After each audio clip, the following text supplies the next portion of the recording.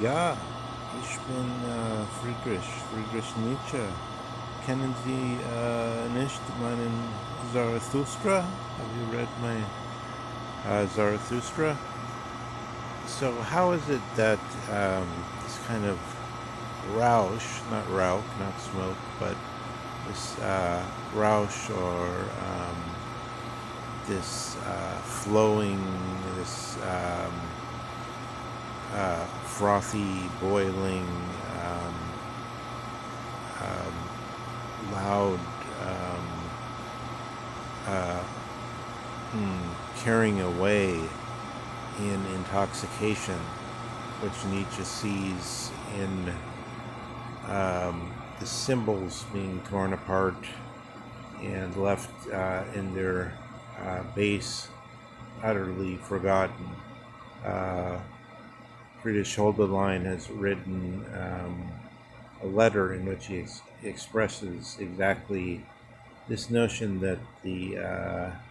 um, the Germanish peoples have become too heady, too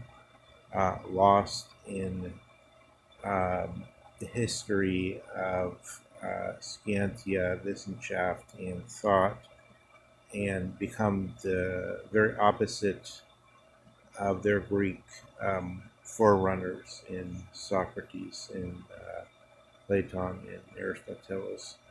and so forth, and hundreds of other philosophers in the Platonic Academy has it unfolded up into the time of Justinian's decree when it became a canon law seminary. And thus, according to Ursula von der Leyen Rochen, as it were,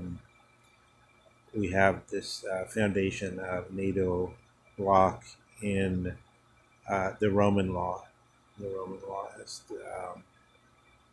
core of Europe, although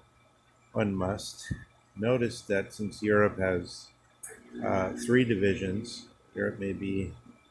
described to take three parts. The part that descends from the Latini or the Romans and all the Latinate language part, France, Spain, and so on. And then the Teutonic part, inclusive of England and Central Europa, and then the Slavic part. Um, on an aside, Slav, so far as I can see, does not mean slave, as is widely said. The reason that's said is because there was a slave market in Italy, in Venice, I believe, which sold Slovo people or Slavs. The word originally meaning something like those people who speak, rather than other animals which don't obviously speak. Um, the Greeks use the word logos to describe a horse, for example, possibly because primordial man has approached the horse, wondering whether it too can speak, and been rebuffed in this hypothesis, so that we're use hypothesis in the modern denomination rather than how it was used to mean substance throughout the tradition up into um, about the time of Newton's so-called method of the hypothetical deductive method, or the I guess Richard Feynman later on called it this mode, this method of guessing, making guesses. We got that as educated guess, I suppose, in our schooling, most of us. Um,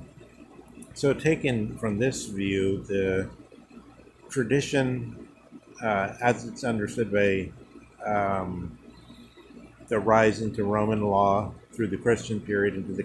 canon law, which is meant to balance out our inner impulses and the positive law or the law which the main force may be used to enforce, in other words, that the police enforce, um, so that people would feel like they are living in a society without contradictions, which means a society which they can't, through their inner resources, say, I find something unreasonable about what's being done. Rather, if something bad were happening, it would have to be explained on the basis of nature creating situations which are too difficult to fully um, make the way that we would like them to be. Um, so we have that side in two of the three parts of Europe, but on the other part we have the Byzantine side. We have a culture tempered by its captivity, as it were, by um, the Golden Horde, or however the Horde should be called, in the period when it, after the year 1200 or so, when it subordinated um, the peoples that were there, the Slavic people, the Slovo people. However, the word should be driven back, um, so that, actually, just to touch on that one more time, then we do have this there's all kinds of funny things. That's the instance of how these etymologies are, even if they're correct, it's hard to understand what's going on with them, because you have, say, on the Wiktionary etymology for Slav, you have different directions it's pointing to. You got all kinds of different things you can press, and then part of it is because apparently, the best I can make out is that in um, Italy and Venice, where they coined this new word, they at the same time, because they were speaking a later form, not Latin, but the Italian of that age, of some like year 1300 or whatever, um, they used a word that was that was derived from the Latin word slave, through an evolution into their dialect of Italian, and then so in that sense, and then what happened is, apparently through some fluke, like Middle English speaking people, like Chaucer, like if you read Chaucer or something, they get words that aren't quite recognizably English.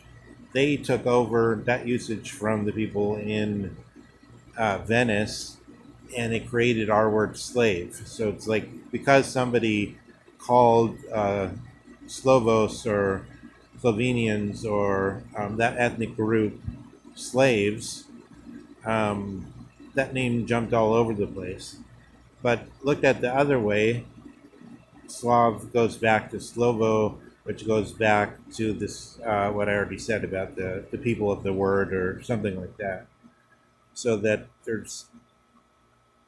different directions you can follow the history of a word and the way it evolved and all this shit, which, even when it's correct, you don't really know that it means anything without if you don't have examples of the usage, how it was used by people in the past. Also, a lot of times being correct just means that somebody's best guess, what they thought is most plausible based on educated guesses, has been put down as our best knowledge so far as we can get at. But it might be, basically, if you don't have the usage, it's kind of a lot of intellectual guesswork. So, in other words, there's a lot of pitfalls in etymology, which are not even at the, just for us to read, trying to read it, which aren't even at the level of the scholars who actually produce their account of the knowledge of the histories of words. Cicero was already doing etymology 2,000 years ago, on religio, which was the word that he was using in daily life. For instance, he had things to say. This is an old practice, and it's there's all kinds of ways to go wrong with it.